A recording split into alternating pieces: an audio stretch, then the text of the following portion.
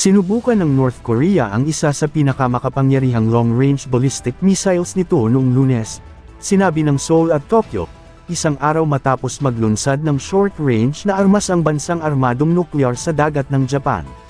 Sinabi ng Defense Ministry ng Japan na ang sandata, na pinaniniwala ang isang intercontinental ballistic missile, ay lumipad ng humigit kumulang 73 minuto bago tumilapon sa tubig sa labas ng Exclusive Economic Zone, EEZ, ng bansa, humigit kumulang 250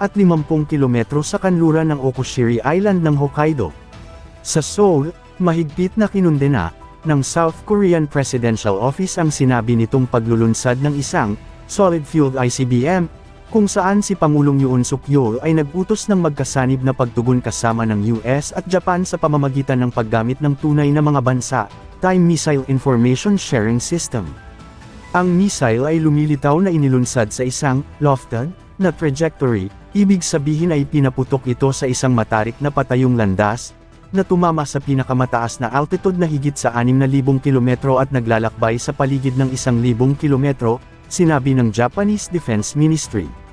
Ang paglulunsad ng ICBM ay ang ikalimang pagpapaputok ng North ng isang long-range missile noong 2023, ang pinakamarami nito sa isang taon. Batay sa flight trajectory ng ICBM-class missile na inilunsad, tinatansya na ang saklaw nito ay maaaring lumampas sa 15,000 kilometro, depende sa timbang nito at iba pang mga kadahilanan.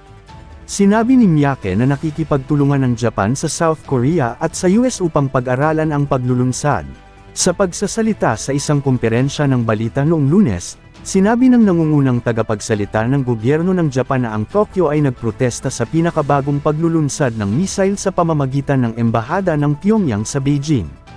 Ang North Korea ay pinagbawalan sa ilalim ng mga parusa ng United Nations mula sa paggamit ng ballistic missile technology.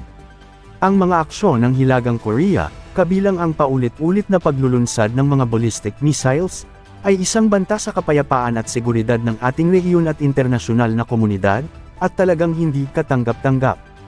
Ang Tokyo, Seoul at Washington ay inaasahang magsisimulang magpatakbo ng isang sistema para sa pagbabahagi ng real-time na data ng babala ng North Korean missile bago matapos ang taon, ngunit sinabi ni Hayashi na ang sistema ay hindi pa gumagana. Ang real-time na pagpapakita ng data ng babala ng missile ng Hilagang Korea ay nasa mga huling yugto ng pagpapatupad, at nakikipagtulungan pa rin kami sa US at South Korea sa mga detalye, kabilang ang tiyak na timing para sa pagsisimula ng pagpapatupad, aniya.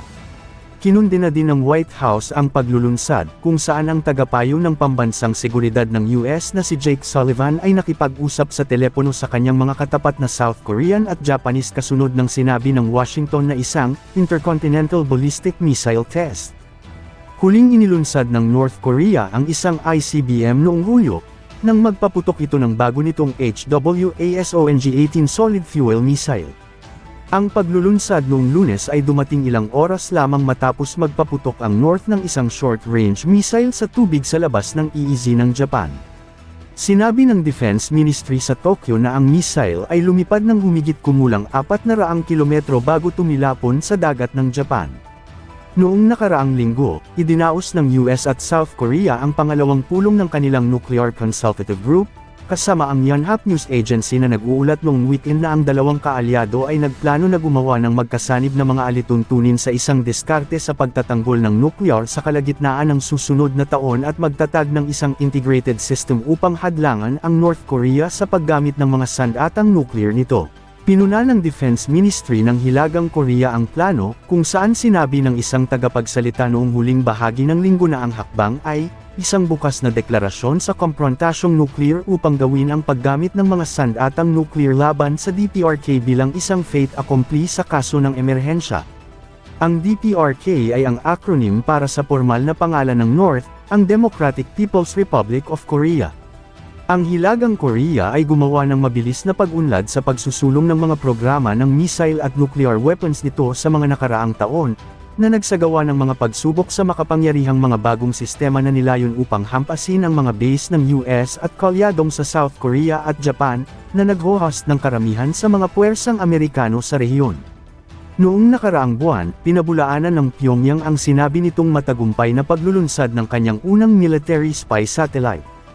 Ngunit ang mga pagsubok nito sa mga ICBM, kabilang ang mga solidong sandatang panggatong, ay nagpapakita rin na ang rehimen ni Kim Jong-un ay maaaring theoretically target ang Estados Unidos gamit ang mga nukes nito.